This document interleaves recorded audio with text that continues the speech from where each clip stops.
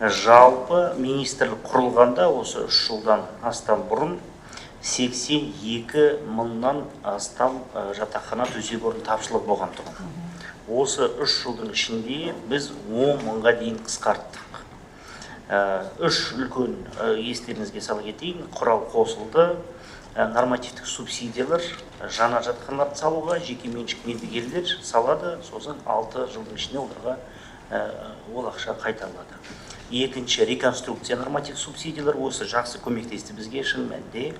Әсіресе үлкен қалаларда бұрыннан салынған қонақ үйлер, хостелдар, бизнес орталықтарды тез арада қонақ үйге айналдыруға мүмкіндік берді. Және де өзіміз бюджеттен жыл сайын салып жатқан жатақханалар. Сондықтан қазіргі таңда тапшылық тек қана Алматы қаласында қалды. Бүкіл күшімізді қазір біз Алматы қаласына салып жатырмыз. Осы 3 жылдың ішінде бұрын біздің тарихымызда болмаған ең үлкен ауқымды жатақханалар іске қосылды. Мысалы, Петропавл қаласында Қозыбаев университетінде 1200 төсек орынды былтыр қосылды. Биыл Евразия ұлттық университетіне 2656 төсек орынды керемет жаңа жатақхана қосылды. Келесі жылы Алматыда 4280 төсек орынды ең үлкен жатақхана іске қосылады. Сондықтан тапшылық қазір Алматы қаласында ғана қалды. 10 мыңға жуық жатақхана төсек орын. 10 мыңға жуық төсек орын тапшы ма? Әлі тапшылық бар Алматы қаласында. Астана қаласы осы жылдың соңына дейін толыққанды тапсырылады. Мен қазір түстен кейін барып тағы да бір кезекті жатақхананы ашамыз қала әкімімен.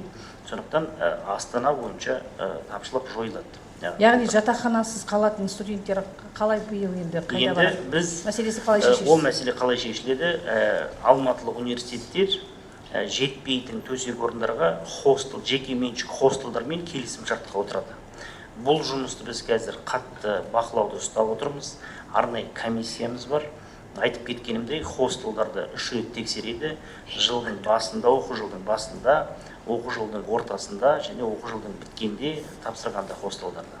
Мына жаздық демалыстарда олар жөндеуден өтеді, оны да тексереміз. 2 жылдан бұрын әсіресе қауіпсіздік, өрт қауіпсіздігі шарттары, талаптары күшейтілді. Сондықтан биыл өздеріңіз көресіздер, куә боласыздар. Соңғы 2 жылда көріп жатсыздар, жүйелі түрде өзінің бір алгоритмі қалыптасты.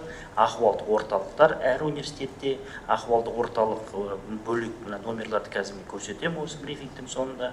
Және 55 Алматыда төтенше жағдайларға бөлек төсек орнымыз дайын. Яғни жаңа оқу жылына дайынбыз.